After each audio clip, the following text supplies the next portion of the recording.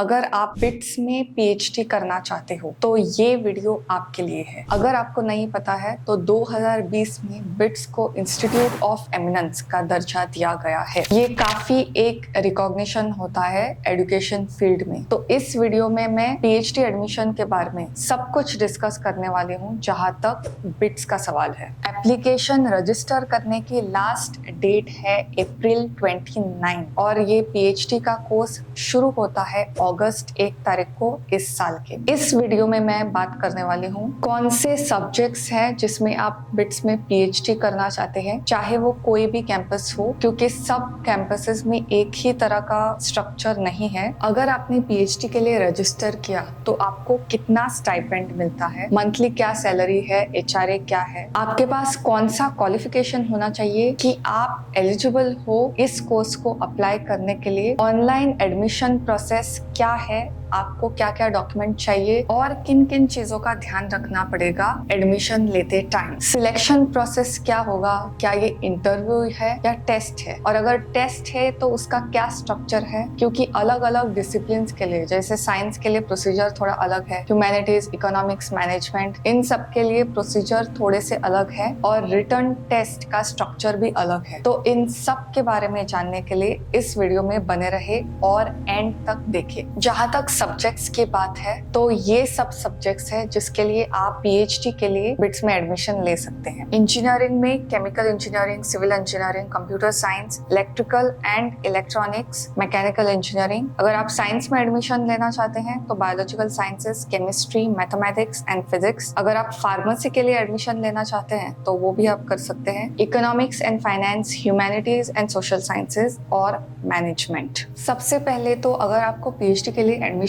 लेना है तो डिसाइड करना पड़ेगा कि आपको पार्ट टाइम में एडमिशन चाहिए कि फुल टाइम, क्योंकि सारे कैंपसेस में उसी सब्जेक्ट में पार्ट टाइम अवेलेबल हो जरूरी नहीं है। और अगर आपको फुल टाइम में भी चाहिए तो कौन से कैंपस में आपको चाहिए ये भी डिसाइड करना पड़ेगा, क्योंकि हम एप्लीकेशन प्रोसेस में भी बात करेंगे। एक बार आपने जो क्राइटेरिया सेट कर दिया कि आपको फुल टाइम चाहिए इंस्टीट्यूट में, क्योंकि बिट्स के 3 कैंपसेस है, गोवा, हैदराबाद, पिलानी, दुबई में भी है। इस वीडियो में मैं बात करने वाली हूँ गोवा, हैदराबाद और पिलानी कैंपसेस की, जिसके एडमिशन अभी ओपन हो चुके हैं। दुबई के एनरोलमेंट्स थोड़े अलग से होते हैं। तो स्क्रीन पे चलते हैं। अगर आप ये डिपार्टमेंट्स प्रेफरेंस को देखें तो एक तरफ है डिपार्टमेंट, दूसरी तरफ है सारे कैंपसेस, पिलानी, गोवा, हैदराबाद। उसके अंदर फुल टाइम पहले है, पार्ट टाइम पहले है। जहाँ पे भी यस लिखा है इसका मतलब उसमें आप एडमिशन ले सकते हैं। फॉर एग्जाम्पल, अगर आप बायोलॉजिकल साइंसेस की बात करें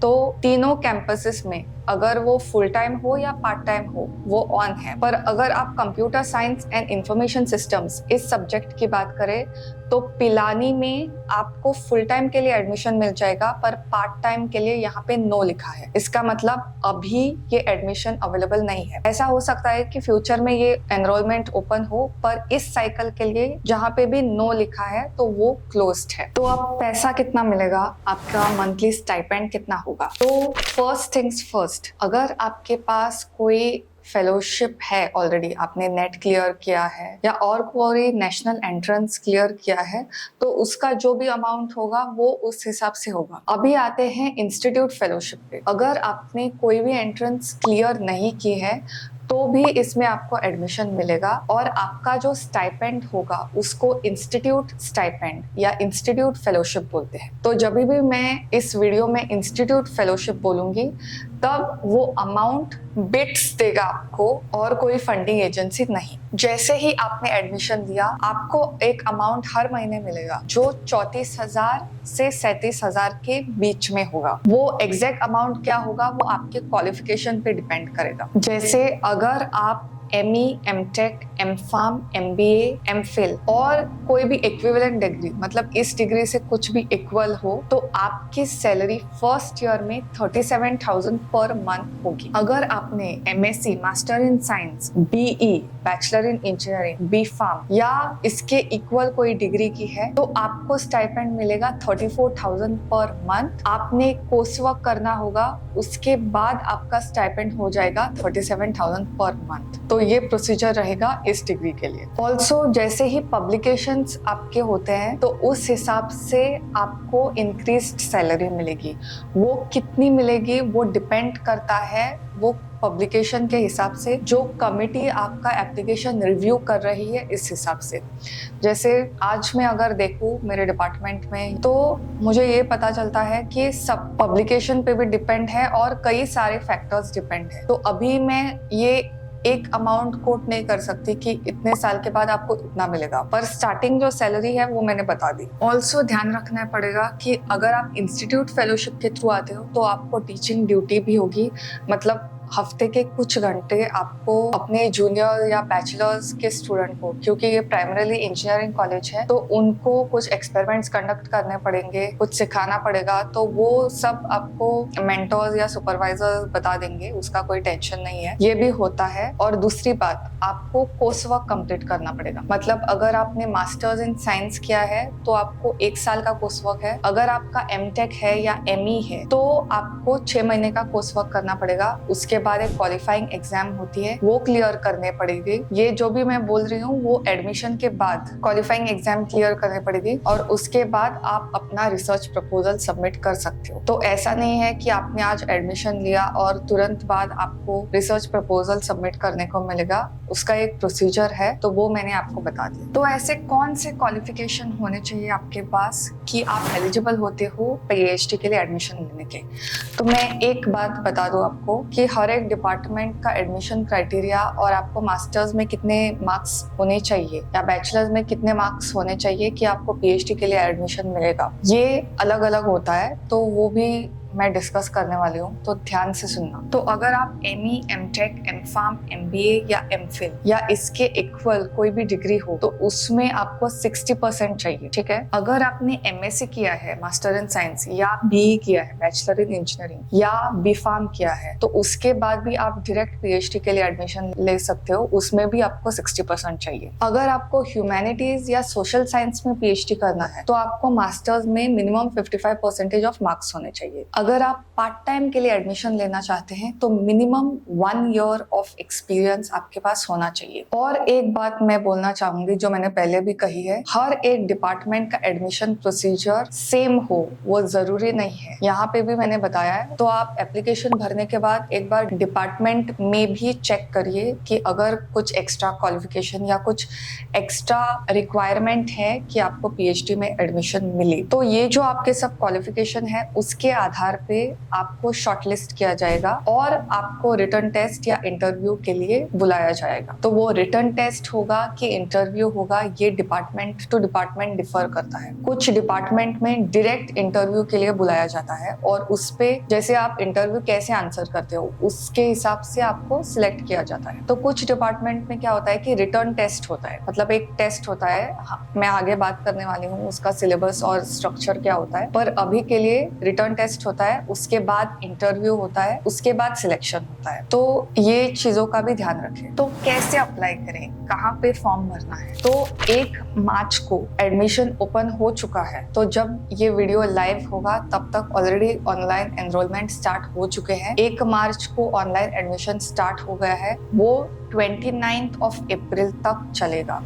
तो अगर आपको फॉर्म भरना है तो आपके पास काफी टाइम है। मैं तो बोलूंगी अगर आप पीएचडी के लिए एडमिशन लेना चाहते हो तो फॉर्म भर दो, क्योंकि लास्ट मिनट कभी कभी इंटरनेट ग्लिचेस या वेबसाइट क्रैशेस भी हो सकते हैं। एप्लीकेशन भरने से पहले आपको रजिस्टर करना पड़ेगा। आपको एक ओटीपी मोबाइल पे या ईमेल एड्रेस पे जाएगा और वो यूज करके आप लॉगिन कर सकते हो। तो फॉर्मेलिटीज करके लॉगिन करके फॉर्म भरने के लिए आप रेडी रहना। जब आप फॉर्म भरते हो, और मुझे इसकी क्वेरी हमेशा व्हाट्सएप पे हमेशा स्टूडेंट से कि आपको प्रेफरेंस देना पड़ता है। बिट्स के 3 कैंपसेस हैं, आपको एडमिशन कहाँ पे चाहिए? गोवा में चाहिए, पिलानी में चाहिए कि हैदराबाद में चाहिए? तो आपको प्रेफरेंस सेट करना पड़ता है कि प्रेफरेंस 1, प्रेफरेंस 2, प्रेफरेंस 3। प्रेफरेंस 1 में जो आपने भरा है वो सबसे पहले आपको मिलेगा। अगर वो नहीं मिलता है किसी कारणवश सीट्स फुल हो जाते हैं तो आपको सेकंड प्रेफरेंस पे मूव कर दिया जाएगा। तो आप अलग अलग प्रेफरेंसेस भर सकते हैं या एक ही इंस्टीट्यूट या एक ही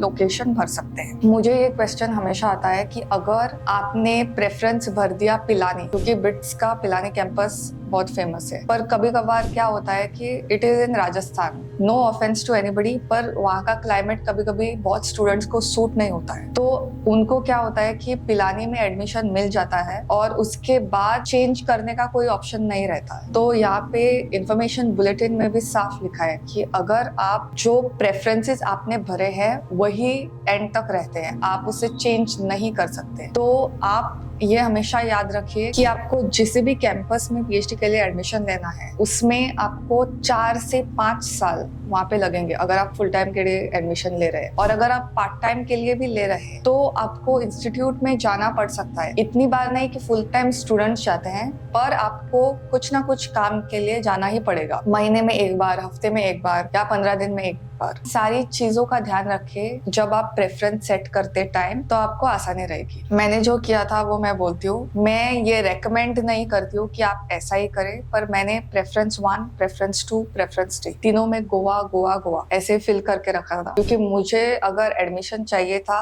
तो वो गोवा में ही चाहिए था, क्योंकि ये मेरा नेटिव है और मुझे उससे बाहर नहीं जाना था, और मुझे और कहीं पे भी एडमिशन नहीं चाहिए था। तो अगर आप बहुत क्लियर हो तो आप ये कर सकते हो। अगर आप क्लियर नहीं हो तो तीनों कैंपसेस को स्टडी करके अगर आपके कोई कॉन्टेक्ट्स है तो एडमिशन और एडमिनिस्ट्रेशन सब जगह एक होता है, पर लाइफस्टाइल और कल्चर के हिसाब से भी आपको देखना पड़ेगा कि कौन सा लोकेशन आपको ज्यादा सूट करता है। आप एक टाइम पे एक ही फॉर्म भर सकते हैं। मान लो अगर आपने फॉर्म फिल करते टाइम आपने कोई गलती कर दी तो 29 अप्रैल तक आपके पास टाइम है वो गलती सुधारने का। उसके बाद जो फॉर्म सबमिट हुआ तो वो वापस नहीं आएगा। और एक बात बोल दूं आपको कि एक नॉन रिफंडेबल अमाउंट लगता है 2600 रुपीज, तो वो डिडक्ट हो जाएगा जब आप फॉर्म सबमिट करोगे तब। और एक बात बोलना चाहूंगी कि इस फॉर्म की हार्ड कॉपी कहीं पे भी भेजने की जरूरत नहीं है, आप बस डाउनलोड कर लो और आप अपने कंप्यूटर में रख दो, क्योंकि आपको कहीं पे रिफर करना है तो आपको रिफर कर सकते हैं, पर ये कहीं पे भी भेजने की जरूरत नहीं है। तो अब आते हैं आगे का प्रोसीजर। आपने फॉर्म सबमिट कर दिया तो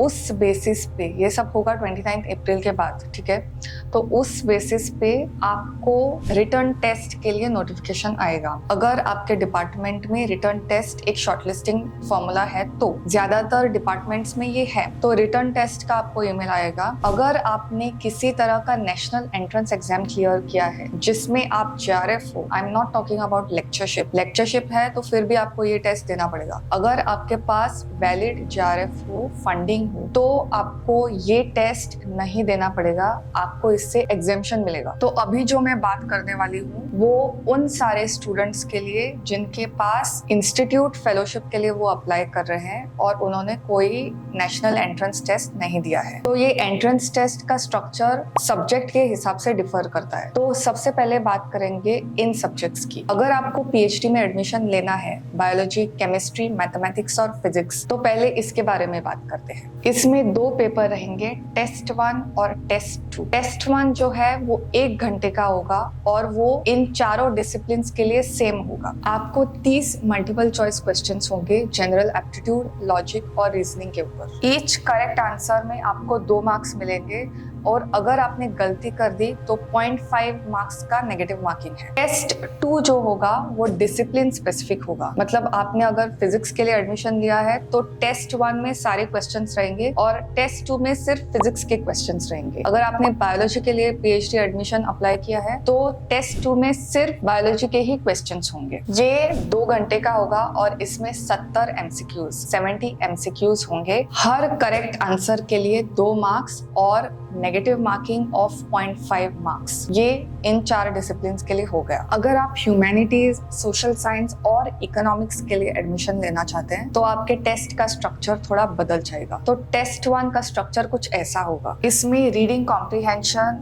लॉजिकल रीजनिंग, एनालिटिकल रीजनिंग और जनरल अवेयरनेस ये सब होगा। सो टोटल ड्यूरेशन होगा 60 मार्क्स फॉर टेस्ट 1। जो आपका टेस्ट 2 होगा वो सब्जेक्टिव होगा, मतलब पैराग्राफ्स लिखना है आपको, आंसर के तौर पे MCQs नहीं होगा। और वो आपके डिसिप्लिन, अगर आपने इकोनॉमिक्स में अप्लाई किया है तो इकोनॉमिक्स रिलेटेड होगा। तीसरा जो सब्जेक्ट है वो बहुत पॉपुलर है, वो है मैनेजमेंट। तो मैनेजमेंट के लिए टेस्ट 1 और टेस्ट 2 का स्ट्रक्चर और मार्क्स क्या रहेंगे। मैनेजमेंट में आपको qualifying degree MCom, MA psychology, MSc economics, MA economics, MCA, MSc IT, MSc operations research, MSc business analytics. अगर आपके पास ये डिग्री है तो आप मैनेजमेंट के लिए एडमिशन ले सकते हैं। तो टेस्ट 1 आपके लिए होगा 2 घंटे का और वो ऑब्जेक्टिव होगा, मतलब आपको एमसीक्यूज सॉल्व करना है। टोटल एमसीक्यूज रहेंगे 75 नंबर। आपको verbal ability, data interpretation and logical reasoning और क्वांटिटेटिव एप्टीट्यूड, इस पे काम करना पड़ेगा। जो आपका टेस्ट होगा वो 1 घंटे का होगा और वो सब्जेक्टिव रहेगा, मतलब answers in the form of paragraphs, no MCQs. Business और मैनेजमेंट के ऊपर आपको क्वेश्चंस पूछे जाएंगे और आपको उनका पैराग्राफ में आंसर देना है। अगर आप ये क्लियर करते हो तो आपको इंटरव्यू के लिए शॉर्टलिस्ट किया जाएगा। अगर आपका क्वालिफाइंग डिग्री बीई या बी फार्म है तो भी आप बिना मास्टर्स किए डायरेक्ट पीएचडी के लिए एडमिशन ले सकते हो,